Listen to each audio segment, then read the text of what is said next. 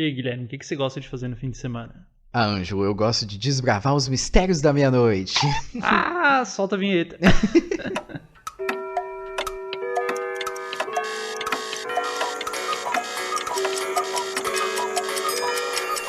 Uou, Eita! acorda aí, maluco. Tá começando o UcraniaCast, o podcast de seu tempo.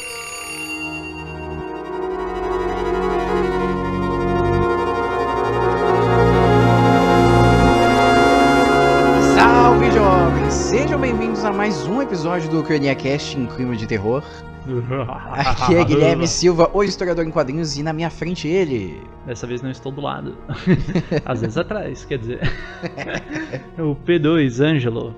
É isso aí. Hoje estamos aqui ao som do Zé Ramalho. Olha aí, Essa fantástica obra musical brasileira. Pô. Pra falar do que, Guilherme? Que vai ser? Qual que é o tema de A hoje? gente vai falar de monstros, olha aí, dos mistérios que circundam as lendas, os mitos. O seu professor de história não tava brincando quando ele disse que tudo pode ser estudado na história. Exato, a historicidade Inclusive- está em tudo. Inclusive os monstros. Bonito, bonito. E hoje daí, né, para embasar então a nossa conversa aqui, o nosso episódio, a gente está se baseando mais uma vez então num dossiê, né, da revista da falecida, né, não existe mais, Saudades. Revista de História da Biblioteca Nacional. Dessa vez na edição de número 77, que foi lançada em fevereiro de 2012. Para quem não sabe, a Revista de História da Biblioteca Nacional, né, era esse periódico lançado pela Biblioteca Nacional, lá no Rio de Janeiro, né, que contava então com um corpo editorial bem renomado, com José Murilo de Carvalho, entre outros historiadores, né, a Maria Del Priore, entre outros historiadores reconhecidíssimos, né, do Brasil, e que daí ele trazia matérias, trazia dossiês, artigos, né, num tom assim mais palpável, com uma linguagem não tão acadêmica, né, com essa vontade de fazer divulgação científica, Mas né? com responsabilidade teórica, né? Traz bastante fonte. São especialistas dos conteúdos, geralmente, né? Exato. No episódio que a gente trabalhou sobre astrologia, não tinha especialistas de astrologia, mas tinha especialistas de história e ciência, por exemplo, né? História e conhecimento, Exato. isso. E daí, que nem o Guilherme disse, geralmente são pessoas que pesquisam, né? Que pesquisam, então, sobre o que estão escrevendo, ou algo relacionado, né? É diferente daqueles periódicos em que você contrata um historiador qualquer para pesquisar rapidamente e produzir um artigo. Não, né? São pessoas que já estão por dentro, então, aí do que elas estão escrevendo. Exato. E o episódio de hoje, então, vai ser sobre monstros, né? Uma edição sobre monstros que foi lançada nesse período, né? A gente vai se basear aqui, então, de novo, né? Novamente, em 3 artigos. O primeiro deles é A Fantástica Vida Real, da Cristina Romanelli. O segundo é O Lobisomem de Jequitinhonha, de Luiz Carlos Mendes Santiago. Esse é mais específico, né? Os outros dois Isso. artigos que a gente selecionou, eles trazem informações mais abrangentes, que vão permitir que a gente converse um pouco mais. Mas esse traz um caso específico que também ele tem seu Isso. valor, tem seu interesse ali, né? E ele explora, né? Explora esse caso daí mais.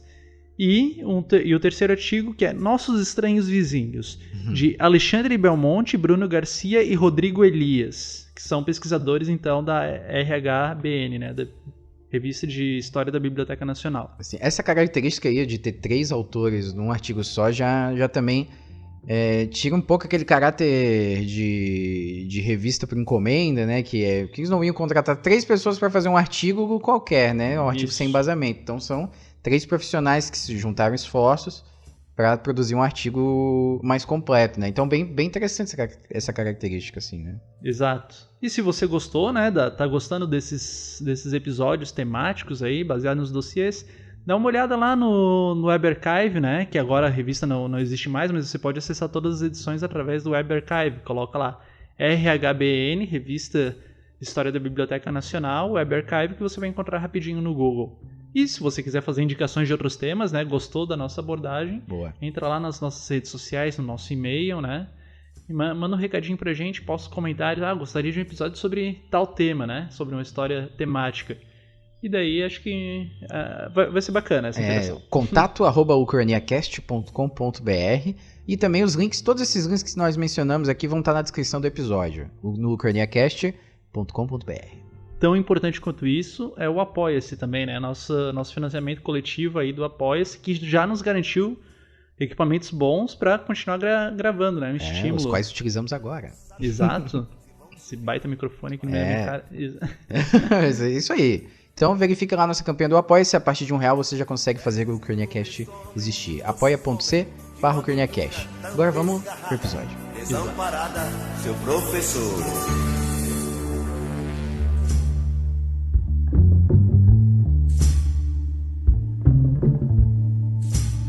Então, Guilherme, essa junção de monstros e história parece uma coisa inusitada, né? Quando a gente se deparou realmente com o dossiê, a gente pensou, nossa, como é que essas coisas estão relacionadas, né? A gente não tem nenhum conceito de monstro, assim, né, pra trabalhar bem, né? Nem os artigos também nos fornecem, né? Eles falam, a gente quando pensa na palavra monstro, a ideia de monstro, a gente pensa o que remete ao desconhecido, né? Numa criatura desconhecida, talvez assustadora. A gente pode utilizar algumas das coisas algumas das ideias desenvolvidas pelos textos, né?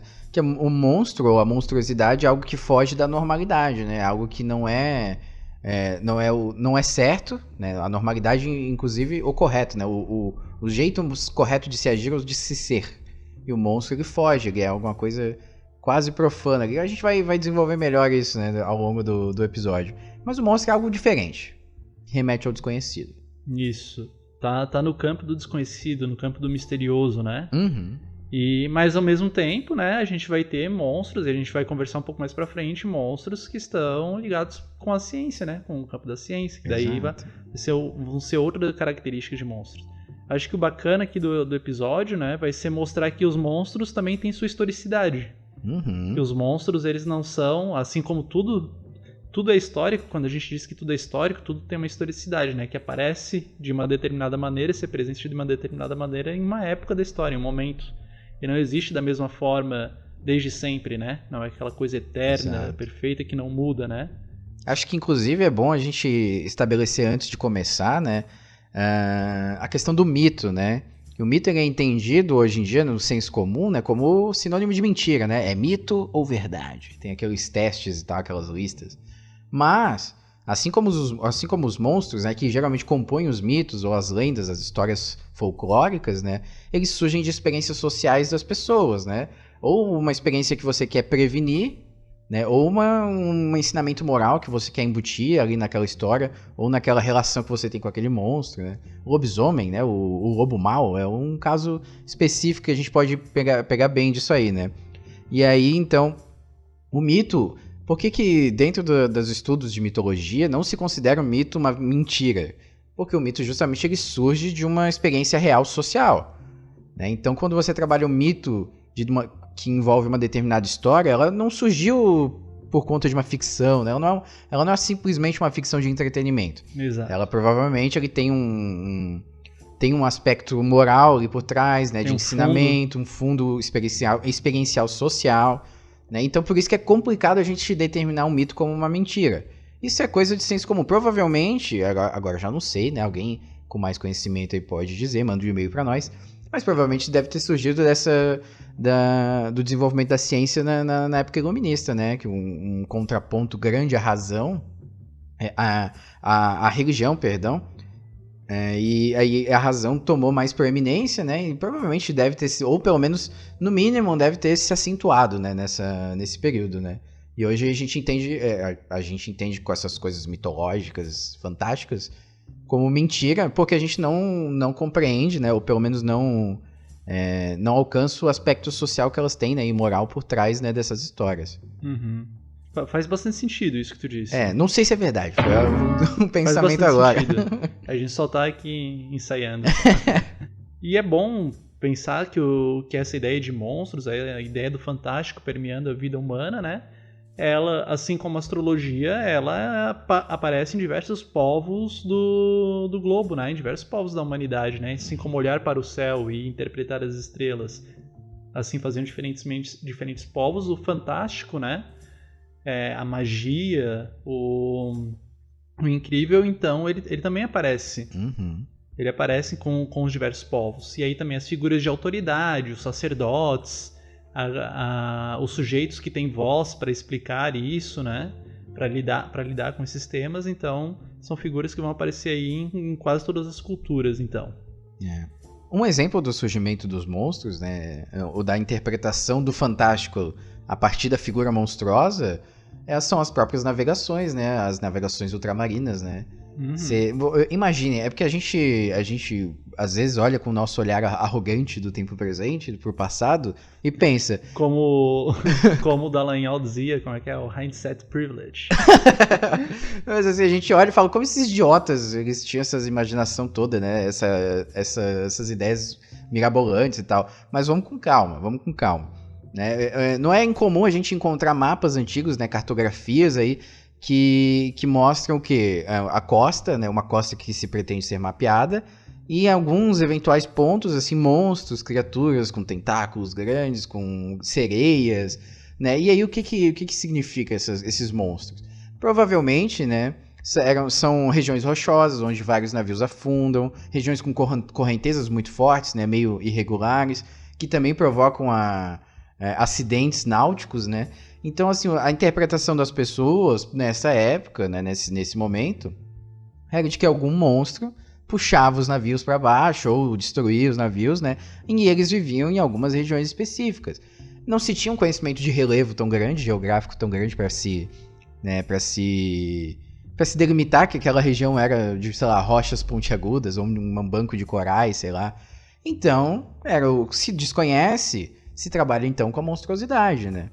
E é bem interessante, tu vê esses navios antigos, a gente pensa, pô, são bonitos e tal, né, eles têm um adorno legal, mas assim, eles têm essa função também social, né, não é uma função artística unicamente, né, de você enfeitar o mapa com um monstro e tal, é uma função prática, empírica, né, de se evitar um naufrágio, né, e é muito curioso isso, né, um desses mapas provavelmente vai estar na capa do episódio, eles inspiraram um pouco aqui a nossa análise. Acho que ao longo do episódio a gente vai falar bastante disso, né, dá pra fazer uns paralelos com filmes, por exemplo, A Vila, ou com sim. o Shyamalan, né. O Piratas do Caribe. Que tem bastante esse imaginário monstruoso aí, né, principalmente marítimo, né. E nesse sentido, dá até pra gente ver uma etnografia aí dos monstros, né? A gente vê que existe um eurocentrismo também de alguns monstros, né? Exato. Por exemplo, tem monstros que são universais atualmente, né? Na cultura... O Drácula. Na cultura globalizada, né? O vampiro com Drácula, o Frankenstein... O lobisomem, que é muito conhecido aqui pelos povos do interior, né? Mas o lobisomem é europeu, né? É surgimento europeu, sim. A gente vai mencionar, vem da literatura gótica do século XVII. Da Europa exportou também esses monstros aí, né? Com a sua cultura acabou exportando. As múmias, né? As múmias também, que nem o Guilherme disse aqui antes, a gente conversando, estão muito ligadas... Em off. As descobertas, né, dos franceses, dos europeus, então no Egito, né? Então tem monstros aí que são universais, que acompanham a história humana, né? Mas vamos lá, então... O que os nossos artigos trouxeram pra gente, né? O que os artigos trouxeram aqui pro nosso episódio? Primeiro artigo da Cristina Romanelli, né? Ela traz alguns monstros, né? Ela traz um pouco dessa historicidade. Ela fala muito do caboclo d'água. Eu não conhecia esse. Também não conhecia. Caboclo já remete, com certeza, é uma coisa muito mais de interior, né? Sim, não né? chega na cidade. A gente vê constantemente, então, nos textos que também tá ligado ao interior, a história das vilas, né? Eu lembro muito do meu avô falando, assim, de história de pescador, né? Lá da cidade de Maruí. Nossa, dele, sim. Falando da aparição do Boitatá, falando... Então, no interior era bastante, né? E faz parte desse imaginário, né? Que nem o Guilherme estava trazendo aqui, muitas vezes os monstros tinham essa função de controlar, né, o comportamento dos sujeitos, né? Por exemplo, para evitar que as crianças se perdessem na floresta, conta que tem um lobo lá, ou que tem um monstro, que tem alguma coisa que vai devorar, né? Ou impedir que as moças, né, saiam, que as moças fiquem muito namoradeiras, daí você cria o conto do boto cor-de-rosa. Nossa, eles têm vários, né? Esse daí, né, também é universal, dos monstros que seduzem, né? Por que será? É verdade. Tem uma citação, né, acho que interessante, que a gente pode trazer do texto da Cristina, que é no qual ela fala: Seja o que for que essas personagens viram, elas não estão sozinhas. O desconhecido vem gerando monstros, ou seja, seres fantásticos, amedrontadores e sem classificação biológica, há milhares de anos. Sem classificação biológica é o mais interessante, porque, de novo, eles partem de experiências empíricas, né, sociais, mas eles extrapolam, né? Como se fosse fácil de entender, não seria um monstro, aí seria só um cachorro grande, um boi esquisito, um pássaro meio assustador. Mas não, eles têm características biológicas que são incompreensíveis. O incompreensível é uma chave aqui, né, pra gente ver o quanto essas lendas, mitos, histórias e tal, vão se desenvolvendo no imaginário popular, né? E nesse sentido, né, a gente pode trazer muitos relatos de viajante, né? Ah, sim. Com os povos, querendo ou não, a gente tem uma história eurocêntrica, né? Que a gente pega os relatos de viajantes, principalmente os europeus, os relatos desses caras que passavam pelo continente asiático, pelo interior do continente africano e depois mesmo pela própria América, continente americano, né? Eles viam animais de faunas desconhecidas e podiam muito bem interpretar ele como monstros.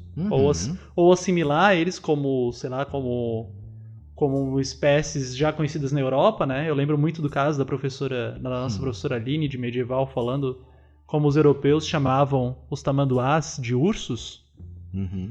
E só que também eles poderiam ser tratados como monstros, como uma coisa completamente nova. Olha aí. Tem um dos textos que a gente trabalha aqui, né? Ele coloca um relato de um conquistador, né? Que ele se encontra com... Provavelmente. Um lobo marinho, provavelmente, né? Segundo a descrição, né? E ele classifica como uma criatura... coberta, né, de pelos e dentes. Com um focinho, com pelos também. Agora imagina você, né? Você no mar, nunca viu um bicho daquele, aí você vai se deparar... Porra... Não, e tu tá navegando e tu só vê a pontinha do rabo da baleia. E tu não sabe que é uma baleia. Tu só vê a pontinha do rabo, ou tu vê o corpo assim, indo e voltando. Ou ele sobe, se espirra a água pra cima. Porra, a imaginação vai longe. Principalmente, tá muito tempo no mar, né? Daí você não sabe se tá vendo coisa ou se já tá numa terra desconhecida, né? Isso considerando alguém que não conhece as histórias já de marinheiros, né? Mas se alguém que já conhece, fala assim, um amigo meu falou que viu um bicho monstruoso com tentáculos.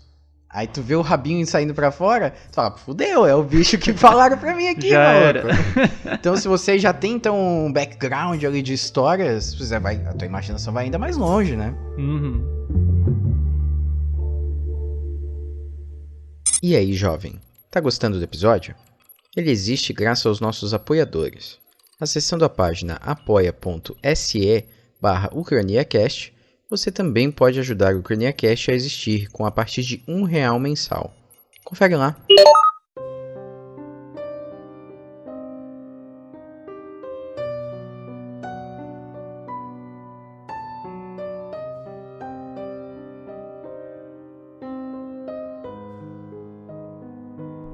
Em outro momento aqui, né, dos nossos textos, lá no texto 3, né, a gente vai trazer então uma citação que ajuda a pensar a historicidade, então, dos monstros, né? É o texto dos três rapazes. Trio lá, né? Isso. Do Alexandre, Bruno e Rodrigo Elias. Quer dizer, eles não são todos Elias. Elias é só o Rodrigo. Nossos Estranhos Vizinhos é o nome, vai. Ao longo da época moderna, com as grandes navegações e o contato sistemático dos europeus com as outras regiões do globo, os monstros acompanham as caravelas. Os terríveis seres que habitavam os oceanos no século XVI confirmam a tendência do Ocidente de deslocar suas criaturas fantásticas para cada vez mais longe da civilização cristã. Ou seja, né, ele está falando no momento então de separar essas crenças e monstros, né, da religião. Um movimento que também foi muito comum, né, até em diversos momentos da história. Eu lembro muito de quando a gente tinha as aulas de medieval, né, e a professora Aline, ela falava que o diabo, né, que é a figura do mal na cristandade, ela não aparece desde o começo.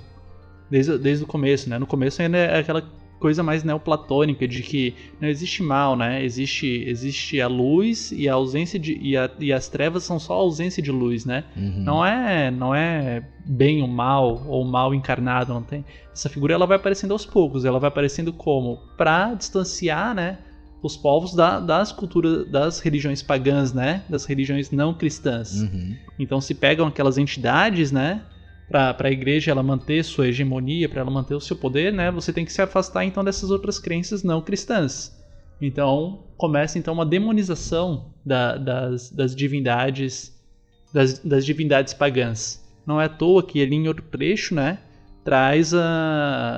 eles falam da figura do diabo como é que o diabo vai aparecendo, né? Vai aparecendo com chifres, vai aparecendo com cascos, pé de bode, lembrando a figura dos sátiros, outras figuras mitológicas, né? Que também se assemelhavam então com deuses, com entidades, com divindades de outras religiões pagãs. Isso vai justificar também até a expansão marítima e a própria expansão religiosa, né? Porque se vai afastando, assim, ó, o demônio, ele tá nessas terras desconhecidas aí, ó, ó só esse pessoal pagão aí que anda pelado e tal.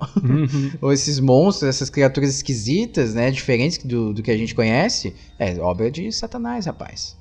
A ligação entre monstros e religião ela é muito antiga, né? Na verdade. Desde a antiguidade, que a gente já mencionou no caso dos mitos gregos ali, né? Mas também nos egípcios, né? Tem a figura da esfinge, né? A esfinge lá que fazia a pergunta pros viajantes, né? Decifra-me ou devoro-te. Outra... Enfim, os próprios deuses, né, egípcios eram deuses antroposomórficos, com partes de animais, de outros animais e partes humanas, né? A gente tem aí o caso do Anubis, do Horus.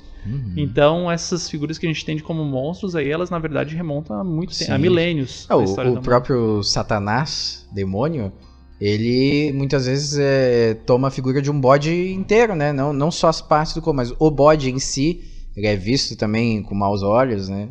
Até hoje, né? Eu lembro... Lembra do Black Phillip? Exato, eu lembrei exatamente dele. Black Phillip é uma representação muito emblemática, né, de como o bode permaneceu na cultura judaico-hebraico-cristã. Judaico-hebraico-cristã. O Black Phillip é a figura do bode, né, que aparece no filme A Bruxa. Um filme recente, acho que 2017. Não faz muito tempo. Eu vi no cinema. É bom. Um filme bem legal também. Ele é um filme assim que tem bastante... Tem um embasamento histórico bom, né? Não é que tinha demônio no bode e tal, Como né? assim não tinha bruxas, Ângela? Mas que fala do contexto colonial ali dos Estados Unidos, né? Fala das aldeias em torno das faz uma boa alegoria religiosas. Também com a questão daquele grupo cultural específico que se sentia culpado, né? Tem uma culpabilidade pecaminosa ali muito forte, né? Naqueles grupos religiosos específicos. Eu não lembro o nome deles agora. Mas são uns grupos bem conhecidos nos Estados Unidos. Qual? Assim, né? Você tá falando dos Amish? Isso. Não, os Amish? Tem essa questão do pecado. Era esse o nome que eu queria. Que eles são expulsos de uma aldeia, né? De uma vila no início, né? Mas acho que eles não se tratam de Amish ainda, no caso da bruxa, né? São pessoas que foram acusadas de feitiçaria. Sim. Mas é uma coisa que tá presente, né? Os Amish, em relação com monstros, eles aparecem no filme A Vila, do Shyamalan. Do M. Night Shyamalan, do diretor, né? O que dialoga bastante com o nosso tema aqui, né? Sim, né? E qual que é o propósito? Como que aparecem os monstros na vila, né? A vila... se trata, né, spoiler alert, mas trata de uma comunidade Amish, né? No final do filme mostra que, na verdade, eles não vivem no século XVIII ou a um tempo muito remoto, mas eles vivem na própria atualidade, só que isolados. Exato. E daí os monstros, o papel do monstro no filme é o quê? É manter a juventude afastada da curiosidade de entrar na floresta e, na verdade, descobrir que eles estão sendo enganados. Que eles estão sendo enganados pelos anciãos, né? Daí acontece lá, um personagem é ferido, né? Precisa se buscar medicamento e daí a menina sai lá pra encontrar a civilização, daí aparece, né? e enfim, resolveu o problema. Daí ela descobre que, na verdade, eles estão no século XXI. Enfim. Plot twist. Eu nem sei, o M. Night Shyamalan parece como um personagem nos filmes dele, mas nem lembro, nem sei onde que ele aparece. Esse eu não me lembro também. Não sei se é o guardinha que atende a mulher lá. Eu acho que é, viu? Deve ser. Mas, Continuando. enfim, Falando de né? outros monstros. Então, aí reforçando, né, que esse contato, então, de expansão territorial com outras realidades, né, ele vai, então, ele vai reforçar, ele vai incentivar, né, vai auxiliar essa criação de novos monstros, né, de monstros diferentes, né, com outros aspectos, né. É só lembrar do exemplo da baleia, do leão marinho que a gente já mencionou, né, e isso, então, vai digamos, aflorar mais esse imaginário, né? Ou pelo menos ele vai tomar uma perspectiva diferente, né? Mais focada aí nessa questão da religiosidade também, né? Vai agregar nessa questão. Sim. A gente tem, ao mesmo tempo que a religião ela também tenta se distanciar, né?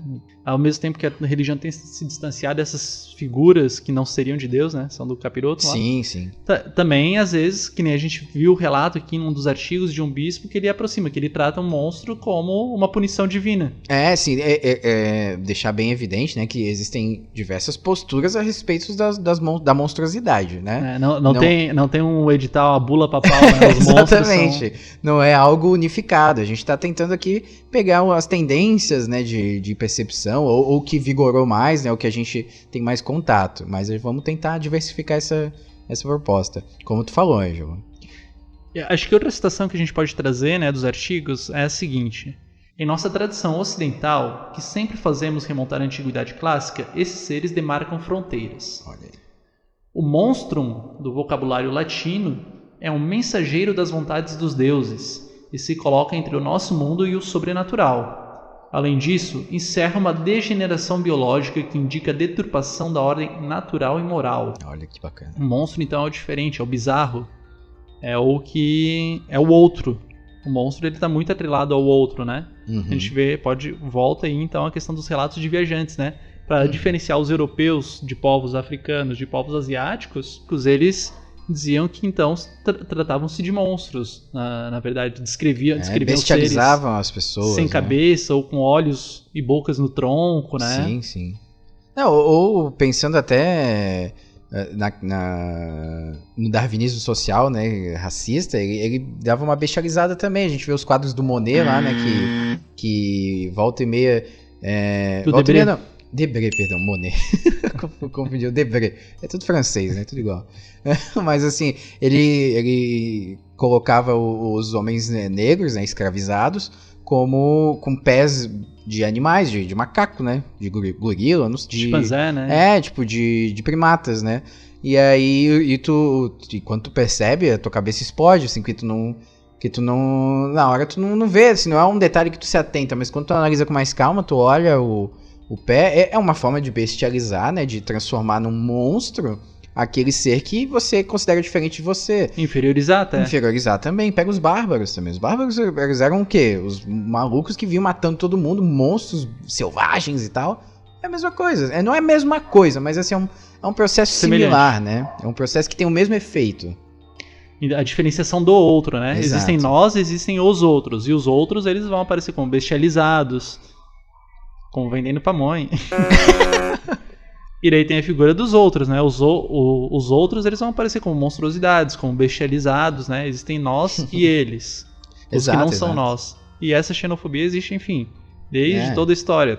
Com os romanos, com todos os povos, né? Sim, isso até é uma maneira de incitar o ódio aos outros, né? Botando os outros como inferiores, como anormais, né? Sim. Você cria uma repulsa, né? Na hora da batalha você não sente perdão daí. Sim, sim. Não, e pega também o século XX com as populações negras, que nos Estados Unidos tem um discurso muito forte desde o início do século, até acho que desde o fim da abolição, na verdade, e se acelerou no século XX por conta das disputas sociais, né?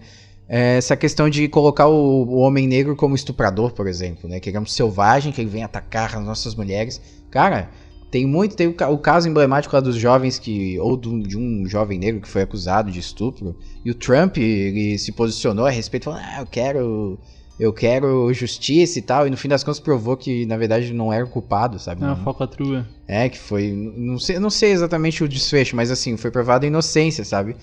E aí, mas assim, por quê? Porque é um discurso muito arraigado na sociedade norte-americana, né, nesse momento da história, de bestializar uma população que aí se considera diferente, sabe? Né? Eu vi isso no 13ª Emenda, um documentário da Netflix, muito bom documentário. Uma coisa semelhante, tu falou, me remeteu ao filme O Sol é para Todos. Não, O Sol é para Todos trata de um caso da acusação de um homem negro acusado de estupro. E daí no filme, né, na narrativa do filme, na verdade, ele não era culpado, né? Enfim. Acho que vamos para outra citação. O cristianismo, ele não apagou a tradição clássica. Ao contrário, incorporou novos elementos ligados principalmente à ação maléfica do diabo. Veja bem, é o que a gente falou até agora. Então, ele incorpora esse profano na imagem demoníaca, né, de Satanás. É você, Satanás? Continuando a citação. Este, aliás, aparece como um híbrido de homem e animal, né, o diabo, com chifres, rabos, patas, na iconografia e na mitologia cristã, que vai se consolidando até a época moderna. No sabá diabólico, sabá, abre parênteses aqui, né, é da reunião das bruxas, né? No sabá diabólico, quando tradições da cultura popular e de religiosidades difusas são cristalizadas em um ritual satânico pela ação policial da igreja, Beelzebub se faz presente também sob a forma de animais. Ele é um monstro cristão por excelência. Vive entre o mundo espiritual e o natural. Se apresenta como um híbrido de homem e animal e encarna todos os vícios morais. Além disso, mais do que significar um perigo para o corpo, pode matar a alma, que é o medo maior para qualquer cristão medieval. Olha que curioso aqui, ó.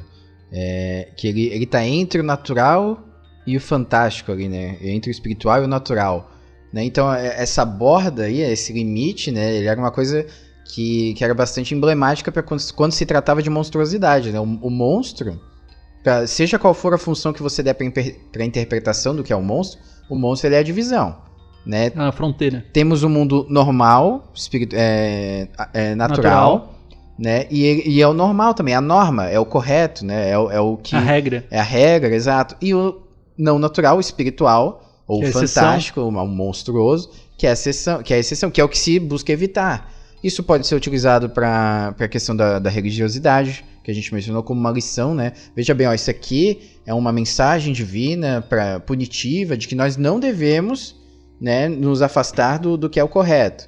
Ou então, esse aqui tá entre dois mundos, e aqui o nosso mundo é o mundo natural, esse mundo é o fantástico. Enfim, você põe uma regra, uma visão de mundo. Essa divisão que a gente mencionou, eu, nós e os outros, né? Vale lembrar aqui dos casos, né, das acusações que se tinham das mulheres acusadas de bruxaria, que poderiam se transformar em animais, em gatos, né? Enfim.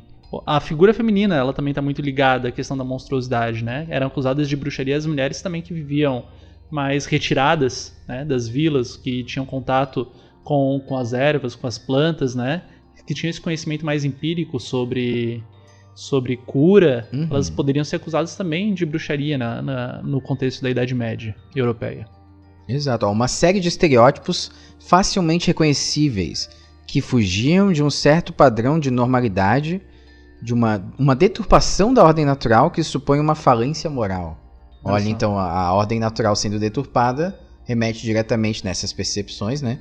A falência moral. Olha que E a ordem natural, né, entendido, também estava alinhado com o discurso da igreja, da realeza. Então, reforçando essas perspectivas, né, em relação ao monstruoso, eram então muito utilizados como mecanismo de controle social, né? O sagrado, o profano, esses elementos, eles dialogavam no interesse do controle social, né? A questão do punitivismo, ali, da punição divina. Tudo que a gente mencionou até agora, os monstros, os mitos, as lendas, eles têm essa função muito emblemática, muito arraigada, né, cara?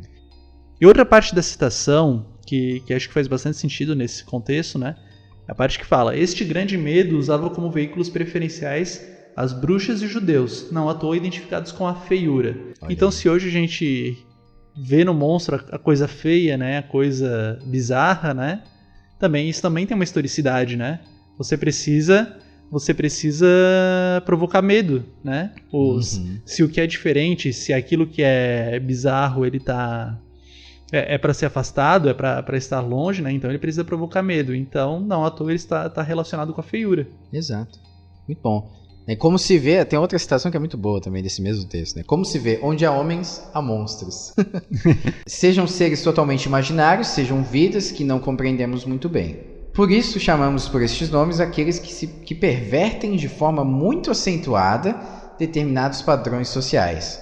Daí vem o fascínio que temos por suas histórias, já que precisamos negar a nossa semelhança com eles. Essa frase, esse textinho, né, esse trecho, ele traduz muito bem, né, toda essa questão da função da diferenciação, da função social dos monstros, né, para que a gente se separe muito bem a linha tênue do natural e do fantástico, né, do sobrenatural, do espiritual. E tem ali a gente tem a menção também de uma área que pesquisa isso, né? Ah, é verdade, né? É porque a gente começou a pesquisar sobre os monstros e tal, né? E aí a gente foi lembrando assim, pô, tem muitos monstros na cultura pop que eles são conhecidos, né? Tem, sei lá, o nosso ET de Varginha é um monstro, querendo ou não, do folclore. O monstro do Lago Ness, né? O Pé Grande. E esses são monstros, né, que também eles derivam de, provavelmente, o monstro do Lago Ness não sei, mas o Yeti é um exemplo que ele deriva de uma lenda de um lugar inóspito, né? O Yeti é o quê? É o Pé Grande, é o monstro das neves, né? E no entendimento do pessoal da região, né? Ele ajudava as pessoas que se transportavam pelas montanhas, na neve e tal, né? Se perdiam e tal. Então ele tem ele tem um pensamento positivo, assim, uma sensação boa até. Ele não é um monstro maligno, né? Mas assim, mas é uma lenda, um mito, né? Um folclore que surgiu aí através de experiências empíricas sociais, né? No caso até mais natural do que social, mas... Uhum. Mas social também, porque quer dizer, as pessoas vão falar, né, que vão dialogar com outros companheiros, assim, que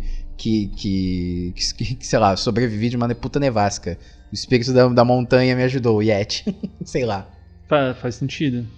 Essa área, né, que pesquisa essas criaturas não biológicas, né, ou pelo menos sem entendimento biológico, né, sem conhecimento biológico que nos permita entendê-las, é a criptozoologia, ou seja, ela estuda...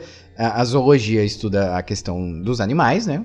É um estudo dos animais. E cripto vem de oculto, uma palavra grega, né? Que significa oculto, algo que não sabemos o que é. Então, né? Criptozoologia, justamente é o estudo dos animais que não tem referencial biológico ainda estipulado pra gente entender. O monstro do Lago Ness é um exemplo, né? Se supõe, né, através dos relatos, que ele é um dinossauro lá, muito tempo congelado. Mas assim, as evidências são muito, muito óbvias que não é, né? Porque o lago lá não tem essa idade toda pra ter um dinossauro congelado, por exemplo. Então, enfim, né? As pessoas especulam muita coisa sobre tudo. Então, o fato é que a própria crença em monstros, ela tá ligada a uma concepção de conhecimento diferente da concepção científica, né? Exato. Por quê? Qual que é o propósito da ciência, né? Ciência é aquela forma de conhecimento baseada em testes, baseadas em catalogação, identificação de padrões, né?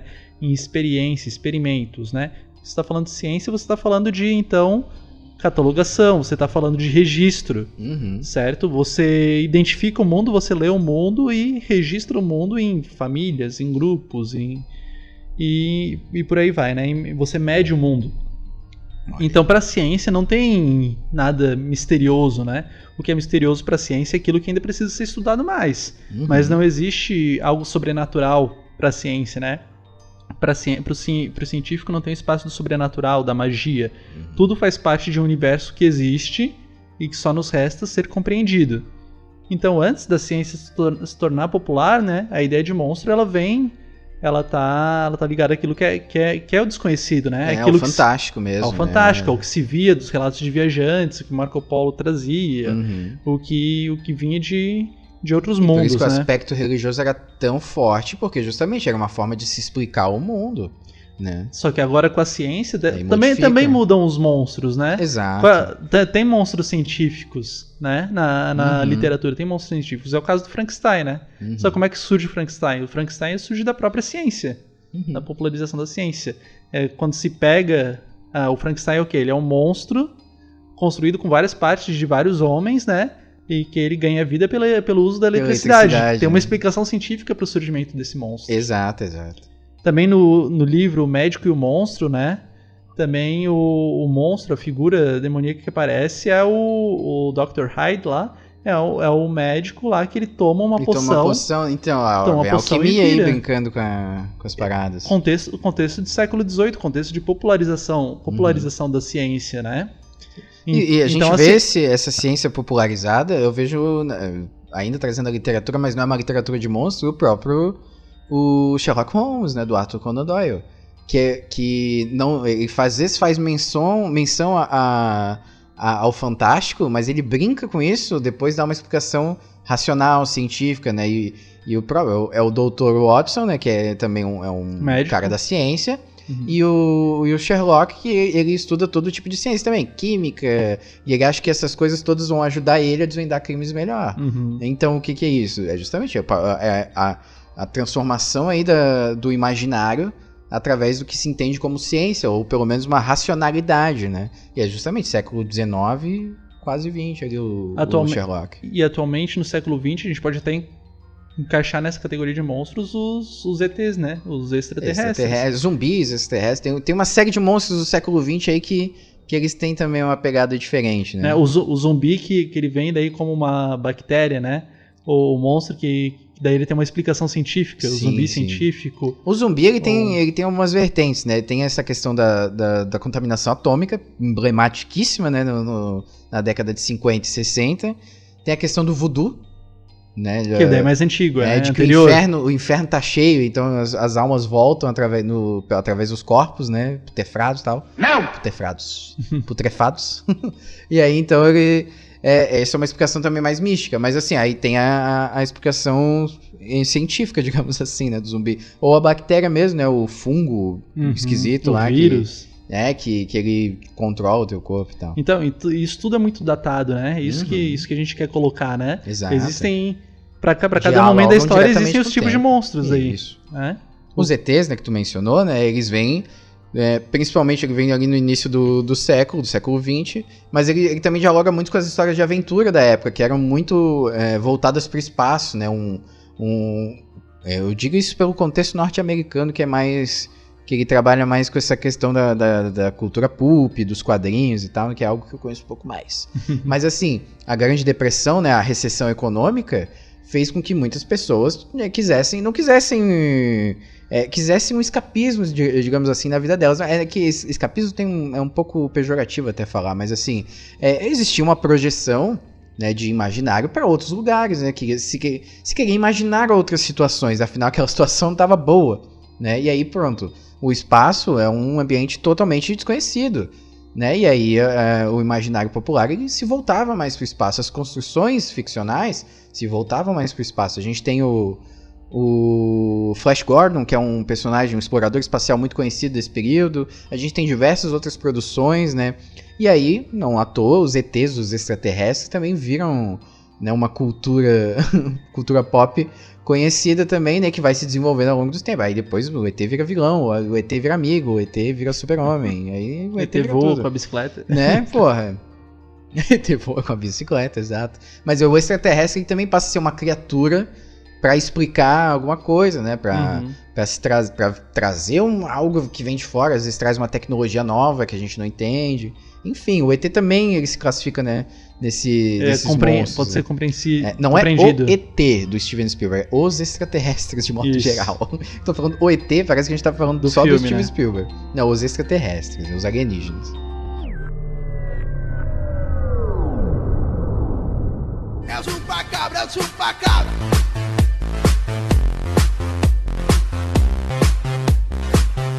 Agora, depois de falar de modo mais geral, né, mais amplo, assim, acho que a gente pode falar um pouco também dos casos brasileiros, né? Quais são as aparições monstruosas aí no Brasil, né? Tem a história complicada. O Brasil tem uma cultura vasta de monstros, né, cara? Apesar de na literatura não ser tão reconhecida, pois né? Mas a cultura popular é muito. Pode perguntar aí se você tem avô vivo, avó vivo. Pelo pai, o pai. Ou até se o pai for um pouco mais velho, né? Pergunta: que monstro você conhecia na sua infância, querido vovô? Né? Puta, se a pessoa vem do interior mesmo, ela vai falar uma cacetada. Uhum. Então, assim, não, não tem filme do Boitatá, mas... Pois é, né?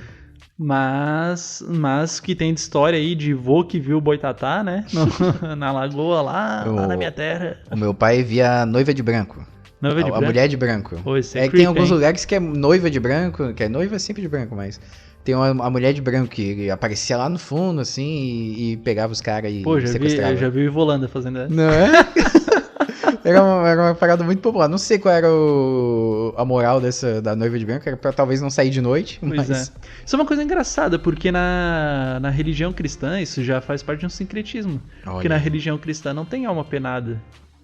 Olha aí, né? Verdade, né? A alma vai pro céu, vai pro inferno, na religião cristã, né? Essa ideia da alma penada é uma coisa combatida pelo cristianismo. Isso já é um sincretismo mesmo. É um sincretismo já. Continuando. Falando mais do contexto brasileiro, né? Trazendo uma citação então aqui do texto. Na colônia, quando as pessoas nem sempre se enquadravam nas regras morais ditadas pela igreja, as mulheres que se relacionassem com os padres eram ameaçadas de se transformarem em mulas sem cabeça. Olha aí. Isso daí é famosa, né? A história da mula sem cabeça acho que é comum no Brasil todo. Uhum. Né? E então ela também tá relacionada aqui com uma norma social, né? Exatamente. Olha, mocinha, não se relaciona com o padre. Eu não sei se os padres compravam muito essa, né? Porque Para de ser dadeira. E tem muita, né, pra ditar o comportamento sexual, né? Principalmente no Brasil. Tem a da mula sem cabeça. Pra se explicar, pra se controlar ou se justificar, né? O boto cor-de-rosa que nós já mencionamos é um que justifica bastante, né? A menininha virgem fala assim, não, papai, sou virgem. Mas já vem um moço bonito de fora da cidade que vai embora daqui a pouco, a menininha não aguenta, né? Às vezes ela... Quem vai julgar? Não sou eu que vou julgar. E aí ela fala, não, papai, não foi culpa minha, foi o Boto. Aí o pai fala, não, tá tudo bem então. Beleza, é o Boto, não tem problema. Mas é uma maneira de justificativa, o né? Boto que bota. Nossa, velho, que horror. Mas que nem tu disse, né? Serve então pra divertir, pra afastar, olha, cuidado com o Boto, mas também serve pra justificar, ó. Foi o Boto. Não fica indo em festinha na cidade, não fica dando mole pra qualquer bonitão que tu vê, pode ser o Boto. Né? Tem essas coisas, cara. Mas a gente fica fazendo piada, mas é verdade, né? É uma lenda muito comum, cara. E assim, eu não sei dizer o quanto, mas eu imagino que hoje em dia eu não sei, mas imagino, sei lá, uns 20 anos atrás, 40 anos atrás, em cidades de interior, de beira de lago, no Amazonas, talvez, né, nessa região, né, de floresta amazônica, eu não duvido que essa história era popular a ponto das pessoas realmente acreditarem que o Boto engravidou a filha de alguém, ou da menina utilizar mesmo a desculpa, né, ou pra se justificar e não sofrer represálias, né. É porque não é incomum, né, jovens safados, putanheiros, né, que dão em cima das menininhas e fogem da cidade e deixam a menininha com o filho sozinha, né? Sim. Hoje em dia acontece, imagina quando não tem internet. Porra, você é safado. Outra citação, né, do contexto brasileiro. A imaginação da população foi longe em todo o Brasil. Na Amazônia não faltam exemplos, como Mapinguari, um grande macaco de pelos longos e invulneráveis à bala, e a boiúna, uma cobra gigantesca que se transformava em uma embarcação. Olha Boiúna, aliás, também é conhecida como cobra grande e aparece no poema modernista de Cobra Norato, em 1931, de Raul Bopp. Olha só, hein? O próximo trecho que a gente selecionou, eles são mais para exemplificar essa variedade de crenças, né, na questão da monstruosidade e tal, né? Então, como o autor fez uma boa seleção tanto de criaturas mitológicas quanto de regiões, né, que tem essa relação com o monstruoso, né, a gente vai mais ler e comentar um pouco menos, mas é interessante você ouvinte aí perceber, né, o quão diversificado é e como essas criaturas geralmente são em áreas mais interiorizadas, né, não são áreas tão urbanas, né? Veja que é porque é uma relação diferente com a natureza. São criaturas que vêm da natureza, querendo ou não. Um bicho um pouco maior, a relação no rio, né? Uma criatura que se mexe no rio. E a Amazônia, querendo ou não, é palco pra ter um monte de monstro, porque o que tem a diversidade da fauna lá. Sim, sim. A gente vê uma anaconda monstruosa daquela. Porra, tu vê aquele bicho colorido estranho, cara. É. Imagina os caras da Austrália que não tem de bicho doido lá, cara. Mas assim, não quer dizer que a gente esteja falando, o pessoal do interior é ignorante, que ele acredita em coisas fantásticas e não pensa racionalmente. Não, é que assim, o ambiente ele é mais aberto para essa imaginação. Na cidade a gente tem algumas lendas urbanas aí que a gente acredita também, a loira do banheiro, sei lá, pô. A loira do banheiro é uma lenda urbana aí que alguém deve ter inventado por algum motivo, né? Sei lá, aqui em Florianópolis, né, a gente acredita no Homem do Saco. Já ouviu essa? O Homem do Saco não é nacional? Não sei. Pra mim sempre foi. Se for nacional, mas é uma coisa mais urbana, pra criança não ficar brincando na rua. Ou tarde. Pelo menos foi possível adaptar pro meio urbano, né? Não vai pra ficar brincando até tarde, porque o Homem do Saco vai vir te carregar e vir te levar embora. Mas existem algumas histórias monstruosas urbanas, mas as do interior são mais presentes, pelo menos a gente lembra mais aqui no nosso episódio de hoje, né? Uhum. Mas o trecho, vai lá, Ângelo, lê o trecho pra gente. Já no Nordeste, até hoje, são comuns as histórias sobre o Papa Figo, que se alimentaria do fígado das crianças, a cobra monstruosa de Triunfo, a 400 km de Recife, e o Negro d'Água, na região de São Francisco, que deve ser parente do Caboclo da Barra Longa, também outro monstro, né? O Caboclo d'Água aí que a gente mencionou. Mas bizarra mesmo é a lenda do Perna Cabeluda. Essa é ótima, né, cara? Perna Cabeluda.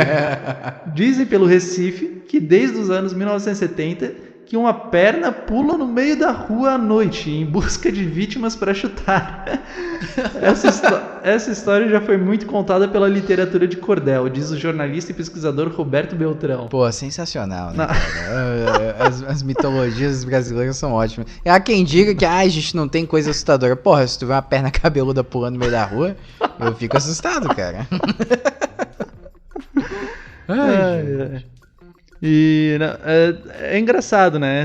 Agora serve o que era assustador em uma época, serve pra gente dar umas risadas. Vai se agora. renovando, né, cara? Outro trecho aqui, acho que pra finalizar, né, o episódio, o último trecho que a gente vai citar aqui pra comentar, né? O seguinte: apesar de não terem força no cinema nacional, os monstros fazem sucesso nas telonas do resto do mundo. Boa parte dos filmes em que são os astros principais, como Frankenstein, de 1910, e Nosferatu, de 1922, saiu da literatura gótica inglesa, no final do século XVIII. Já outros personagens, como Corcunda de Notre Dame, vieram com o romantismo. Os monstros passam a ter um interior bom. Eles ganham essa complexidade. Olha aí, ó, o Corcunda de Notre Dame é um desses mesmo, né? Figura deformada e tal, mas ele tem bom coração. Ele é bonzinho. Eu tenho a impressão, cara, é porque eu assisti um pedacinho daquela série chamada Penny Dreadful, que é sobre um pouco, pega essas questões folclóricas e tal, né?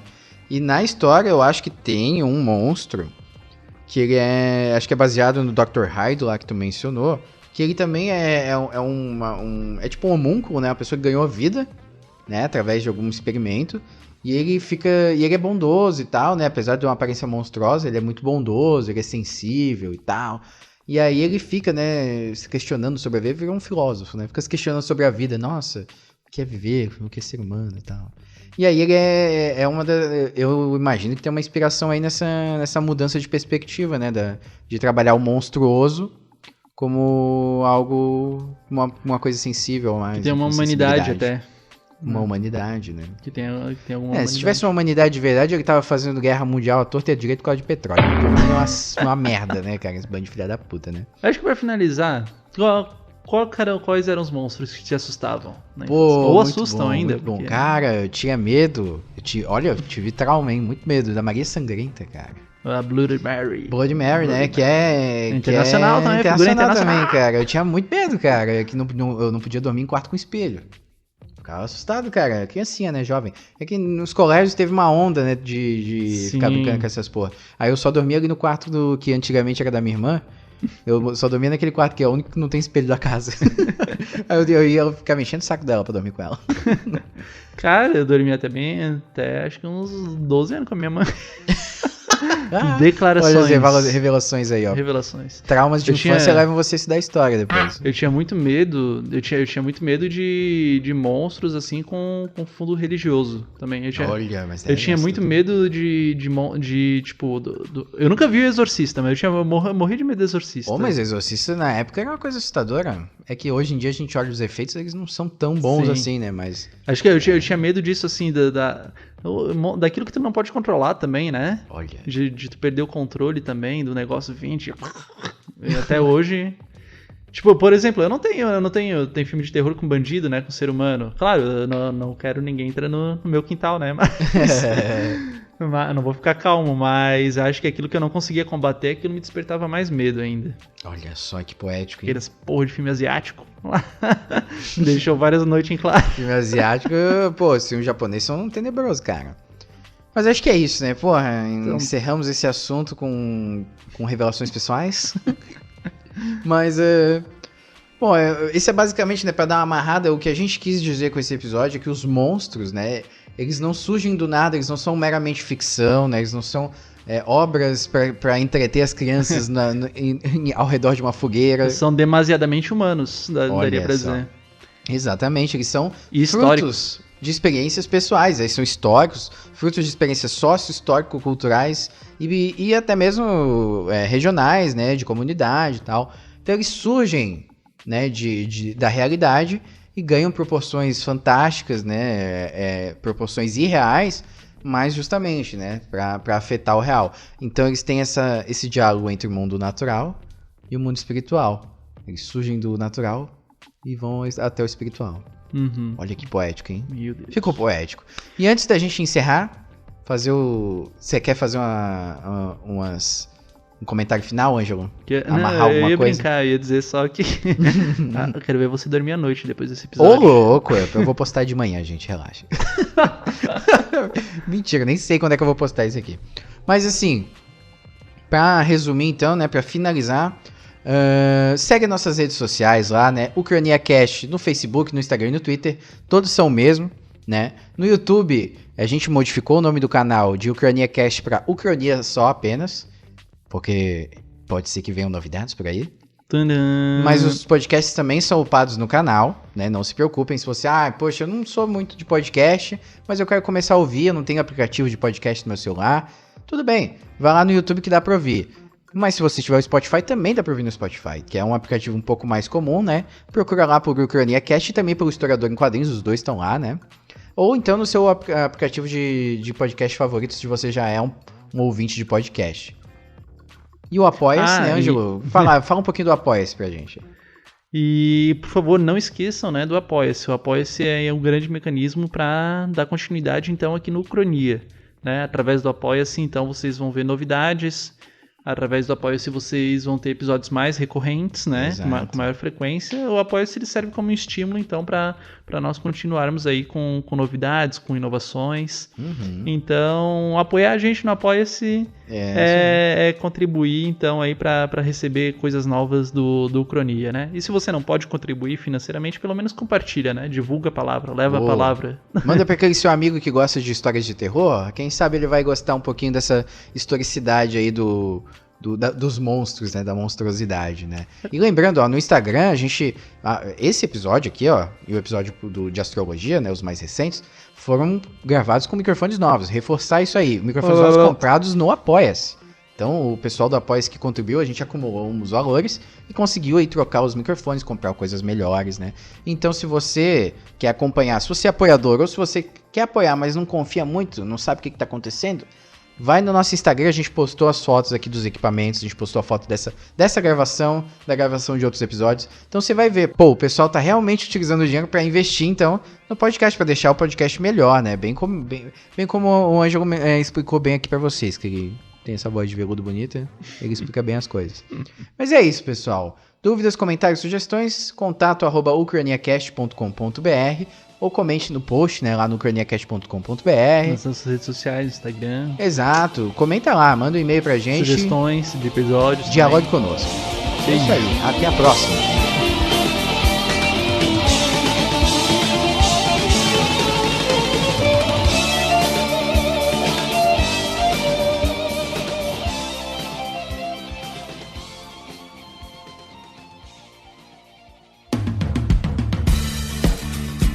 Salve pessoal, aqui é Guilherme Silva, o historiador em quadrinhos, e eu gostaria de fazer um agradecimento especial para as nossas apoiadoras Mayara Barbato Flor, Deise Cristina, Pedro Balão, e Sinamara Santos da Silva. Graças a vocês o podcast é possível, certo? Muito obrigado, gente. E se você ainda não conhece a nossa campanha de financiamento coletivo recorrente no Apoia-se, por favor, verifique lá apoia.c/ucraniacast e considere aí apoiar o nosso projeto a partir de R$1, né, para que o UcraniaCast e também o Historiador em Quadrinhos possam prosseguir ativos aí na podosfera. Muito obrigado. Saída pela esquerda.